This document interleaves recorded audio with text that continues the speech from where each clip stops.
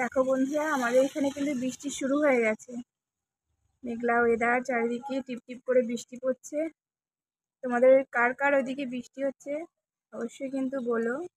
আর এই বৃষ্টি ওয়েদারে মনটা বলে একটু বেশ ভালো মন্দ খাওয়া দাওয়া করি, কিন্তু কি করবো বন্ধুরা, আজকে তো আমাদের নিরামিষ। তো চলো কি রান্না করেছি সেটাই তোমাদের সঙ্গে শেয়ার করি। আজকে আমি রান্না করেছি